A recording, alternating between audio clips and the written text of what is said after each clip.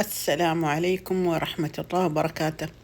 كيف حالكم يا بنات؟ شو أخباركم؟ إن شاء الله طيبين. صلوا على الحبيب عليه أفضل الصلاة والسلام. مساء الخير، مساء السعادة، مساء الرضا من الله سبحانه وتعالى. يوم جديد وفيديو جديد، وإن شاء الله ما تنسوا اللايك والاشتراك ونشر القناة وطلب القهوة. والله يعطينا ويعطيكم ما نتمنى من خير الدنيا والآخرة. قولوا آمين آمين وصلوا على الحبيب عليه أفضل الصلاة والسلام. جاسة قهوة من قهوتي اللي تهبل ما شاء الله تبارك الله، وأسجلكم الفيديو ونسولف شوي ونشتغل شوي ونتنشط شوي ونذاكر للعيال شوي. والله يكتب ما فيها الخير. صلوا على الحبيب عليه أفضل الصلاة والسلام. الدنيا حوسة والدنيا قمت ريحتها زفر، مكسرين بيض مدري، عاجنين بيض في الصفرة، ما أدري إيش سوى إنه عزوز. رقدنا ريحة البيت تهبل، قمنا وريحة البيت الله المستعان زفرة. إيش اللي صار ما أدري عن عزوز، الله يصلحه. المهم إني شفت البيض وقشر البيض في المغسلة وعلى الطاولة وعلى الدنيا كلها، ما قبلتها نفسي.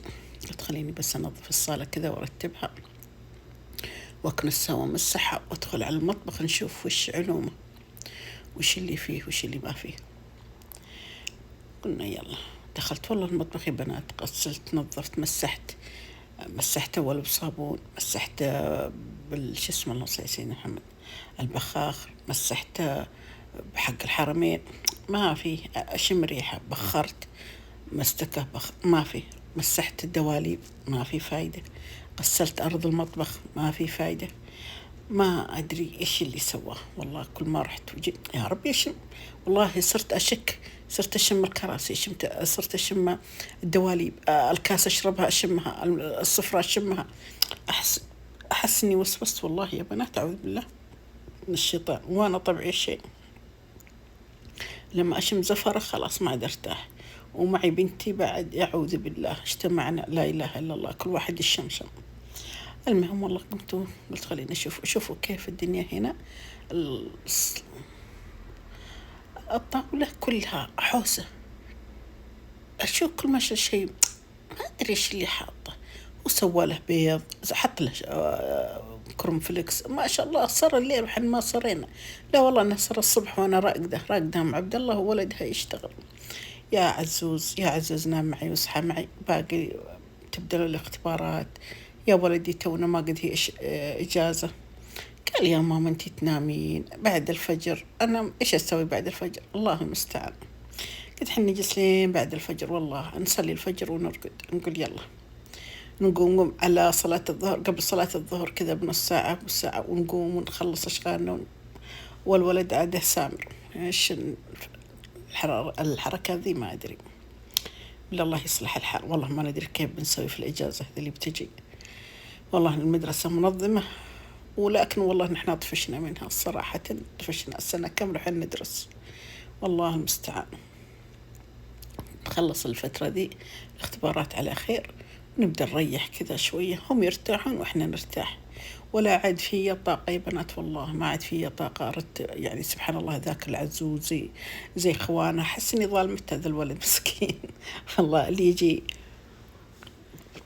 لما يجيش ولد صغير كذا وانت عمرك كذا كبير، والله أحسه مظلوم مسكين.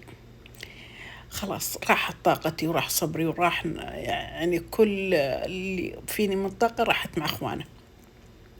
يعني أنا كنت أزعل أجلس أذاكر لعيالي، أفصفص لهم الكتب، أذاكر لهم، أشوف المطويات أسويها، الأعمال أسويها، دفاترهم أسطر وأدل حالهم وأخليهم يكتبون يعني لا خط الحرف هذا لازم تكتبه زين، ولازم يا بنات. أحس إني أعطيت فوق طاقتي كثير وراحت طاقتي. من عبد الله لين نواف، ونواف والله ما شاء الله تبارك الله ما كثرت عليه، لأني قلت خلاص كل ما جاء واحد قلت لا خلاص هذا كنت أخليهم لين الثانوي أذاكر لهم. بعدها قلت لا لين المتوسط، بعدها خلاص أول متوسط وأوقف. ومع ذلك كنت أستمر معاهم. سبحان الله يا بنات، كل ما تقدم الإنسان في السن سبحان الله ما عاد عنده ذيك القدرة ولا عنده ذيك الطاقة اللي كان يسويها مع الباقين. والله أحس أحيانا إني أظلم عزوز يا حبيبي. ما كنت ألعب مع أخوانا، كنت أتخبل أنا وياهم، كنت أطلعهم، كنت لازم أمشيهم، كنت لازم يعني أسوي لهم أشياء. هذا مسكين والله. بس اسم الله عليهم أخواني، يعني الحمد لله أنه جا ولد. أخواني يطلعونه يلعبونه، أحاول إني أطلعه، بس سبحان الله ما هو ما هو زي أخوانه. فأقول لكم الحين الدراسة سبحان الله أحس إني أهملت في الأعمال والأشياء اللي يطلبونها من المدرسة. أحس إني أهملته والله، وأحس إني أحزن عليه. يا ربي والله إني لما أشوفه أقول يا ربي. وهذا الحين بس نقول الحمد لله، الحمد لله على كل حال. الله يعطينا الصحة والعافية. بنات تسوي التجربة هذه مع البيض، حطوا زعتر وحطوا فلفل أحمر مجروش، مرة لذيذ، وزبدة. سووه بالزبدة لا سووه بالزيت، مرة لذيذ لذيذ. أنا كذا قلت سويت هذا، تقول بنتي سوي لهم البيض اللي تسوينه مرة لذيذ. قلت ابشري، سويت لها كذا هذه، قلت يلا هيا كلي. حطيت لها معتونة وجعلها بالعافية. اللهم صل على سيدنا محمد، صلوا عليه أفضل الصلاة والسلام. جربت هذه الطريقة يا بنات، مرة عجبني، صار البيض أحبه كذا والله، مع زعتر مع فلفل. أحيانا أحط له فلفل أسود في نفس البيض وأنا خفقه، فلفل أسود وملح بس على الوجه. أحط له زعتر وفلفل مجروش أحمر كذا، يطلع مرة لذيذ. شوفوا هنا خلاص يعني بنات قد غسلتها بالصابون، مسحتها بشوية دواء غسيل، ما في فايدة. جبت حق الحرمين هذا البخاخ، قلت علو عسى إنها بتروح الريحة. والله يا بنات إني كل شوي وأنا مسح، كل شوي أحس. شفتوا ذيك اللي وسوست اليوم، أنا وسوست والله، بس الله المستعان. كذا في آخر شيء قلت أتوصل للإيش، إني لو كذا بالموية والصابون أحط الدواليب، أحط الجدران، في شيء غلط ما أدري. المهم نظفت كذا، ومع ذلك أقول لكم أنا أكلمكم الحين وباقي فيه ريحة. ما اكتشفت من فين جاي الريحة. أنا متأكدة في بيضة، ما أدري هي ما أدري وين ريحة البيضة هذه أو القشور البيض هذه وين هي مدسوسة، ما أدري. هنا بعد ما كذا شوية خلاص قلت أروق شوية من القهوة، حطيت لي قهوة وحطيت لي من حلاوة العيد. يا زينها والله حلاوتنا حقة العيد هذه المرة. جبنا بوكسات كانت لذيذة يا بنات، مرة من فندو مدري فندو، مرة كان سعرها حلو. بوكسين عرضين ب100 تقريبا أو 99، بس مرة لذيذة اللي اخترناها. وبوكس ثاني لا والله الله يسعدها جابها زوج بنتي معه، كان لذيذ ما شاء الله تبارك الله. سويت لنا غدا اليوم سليق حبة قلبكم. أنا غسلتها بطحينة وملح وكذا وخل، بعدين كذا حطيت له شوية طحين غسلته، نقعت لا إله إلا الله. غسلت الدجاج بطحين وكذا، وبعدين سلقته على حبة بصل وماجي وملح.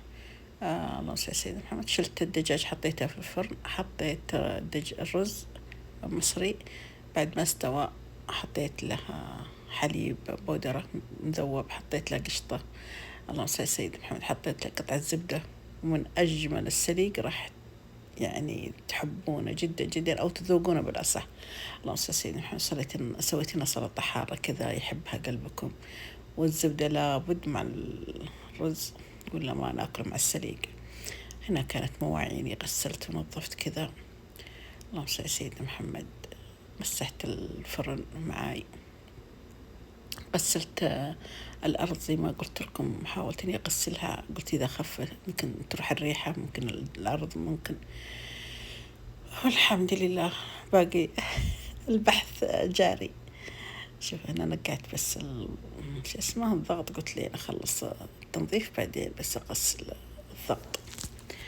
اللهم صل على سيدنا محمد، صلوا عليه أفضل الصلاة والسلام. وهذه الصابون شوفوا ما شاء الله خلصته ما شاء الله، يعني معي من رمضان أو استخدمته بعدها ما شاء الله. أبغى أجيب لي واحد زيه لأنه ما شاء الله جميل جدا صراحة ونظيف، يعني ينظف. مع الخلطة حقتي سويتها الحين مع شفتوها اللي هي الخل والملح والبيكنج بودر وشوية دواء غسيل أحط والفيري. صراحة مرة جميل هذا الخلطة. مسحت الأرض وغسلتها. إن شاء الله الفيديو كذا خفيف ولطيف عليكم. أهم شيء لا تنسوني من اللايك والاشتراك ونشر القناة وطلب القهوة. الله يعطينا ويعطيكم ما نتمنى من خير الدنيا والآخرة. قولوا آمين آمين وصلوا على الحبيب عليه أفضل الصلاة والسلام. لا إله إلا أنت سبحانك إني كنت من الظالمين. بس باقي أمسح الدواليب ونقول ودعتكم الرحمن. نستودعكم الله في فيديو قادم. وداعة الرحمن يا بنات.